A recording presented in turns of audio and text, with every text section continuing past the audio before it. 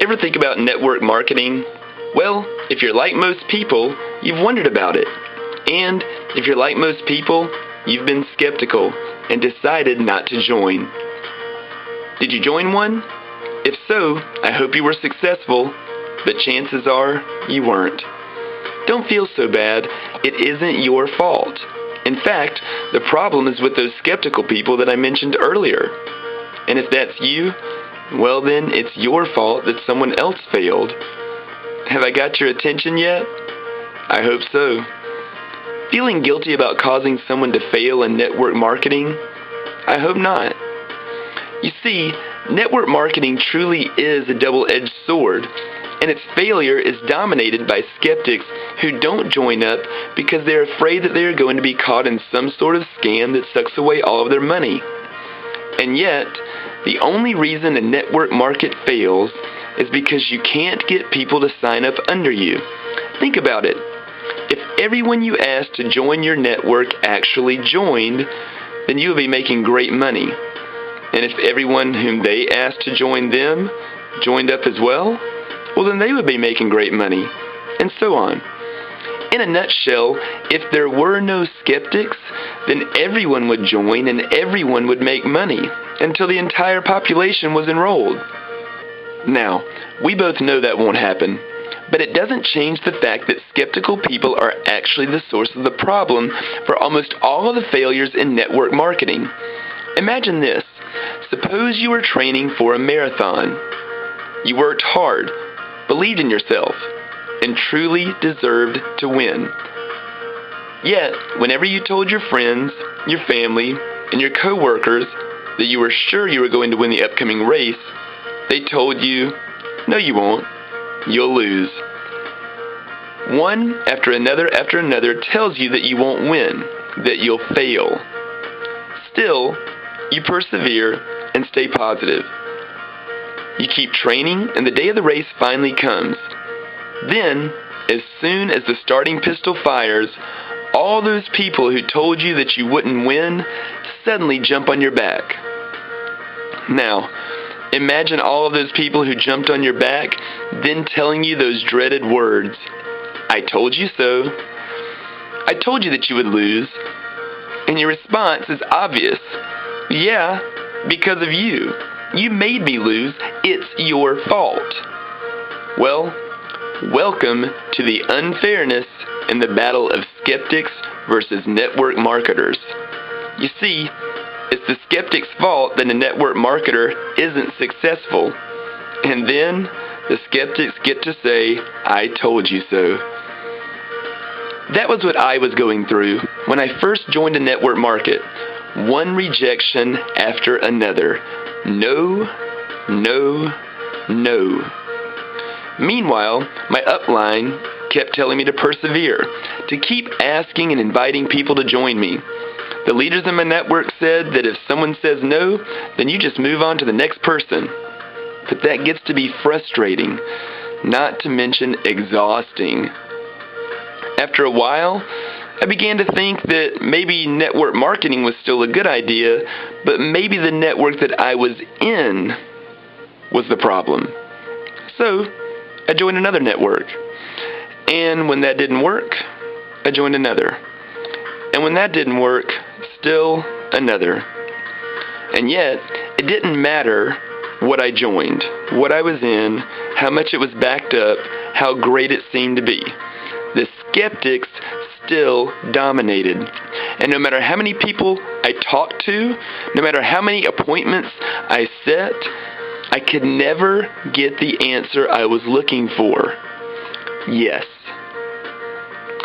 After almost a year, I decided it was time to stop asking people, to stop inviting people, to stop trying to make appointments, to stop using my voice and start using my brain.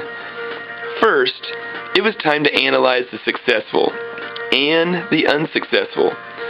Those who have succeeded in network marketing seem to have a pattern, following 4 phases. Phase 1. Tell everyone about their new network marketing venture. Basically, those who were successful ask everyone they could ask. and they had a little luck in the process. If only 10% join and they ask 100 people, then they had 10 people on their team. Their success had begun and money was coming in. And this led to phase 2. Share their success with other people. Remember the 90 people that said no earlier? Well, now, when the successful network marketer revisited those people with their newfound success, they were a little more convincing. You see, it's easy to get others to follow you if you already have proof that you're going the right way. From here, a few more of those 90 skeptics would decide to join in, since they could now see that the whole network marketing thing was working for someone they knew. This led to phase 3. Help your team find success. Phase 3 is a little sneaky in some ways, and incredibly kind in others. You see, by now, the successful network marketer we've been speaking of has run out of people to invite, but his or her team hasn't. The team plays 2 important roles: A, providing more income for the upline, and B, providing new leads. Now don't feel scammed, it has to be that way. Newcomers need the help of successful people in their upline if the newcomers are going to find their own success.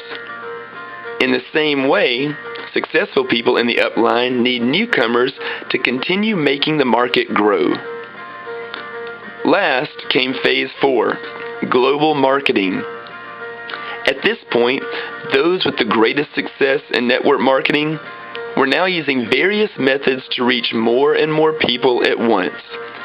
Advertising systems, videos, internet hangouts, social media, nationwide conference calls where people can all listen into an invitation to the network, and blogs were all being used by the successful to keep finding new members and keep making more money. This is how successful network marketers find their fortune. It's hard work, especially in the beginning, but they definitely get better at it as they go, and they reach out to more and more people every day. They may still get turned down by a great deal of people who are nervous and skeptical about network marketing, no matter what success is waved in front of them. But when successful marketers are able to reach so many people all the time, numbers alone guarantee their continuous success. So, any idea what bothered me about their system? It was what I said way back in the beginning of phase 1. Successful people asked everyone they could ask and had a little luck in the process. Yes, they were lucky enough to find some people who were not skeptics, who were willing to join them. But that left a big flaw in the overall plan. Suppose 100% of the people they asked in phase 1 were skeptical, nervous, were people that we've been talking about. In that case, there wouldn't be a phase 2, phase 3, phase 4. Imagine pitching your network market idea to a friend of yours and they say no. And then you say, well, will you please see if you can get all of your friends and family to join anyway? Yeah, I don't think it works that way. Phase 1 is where most fail. Finding success in phase 1 seemed to be the most crucial step. So that was where I began focusing my attention. And this brought me back to the source of the problem: skeptics. You see, the majority of the people that you talk to about network marketing want nothing to do with it because they believe it's just a scam to take their money. Keep in mind, people only join if they think they are going to succeed, and people only stay if they do succeed. As obvious as the real question was, everybody, even the big shots of network marketing, had been missing it for years.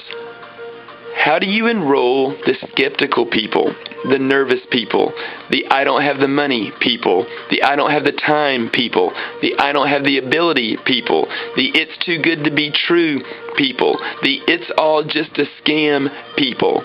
How do you enroll those people that make up most of our population? That was the question. Well, after a great deal of research, I had the answer.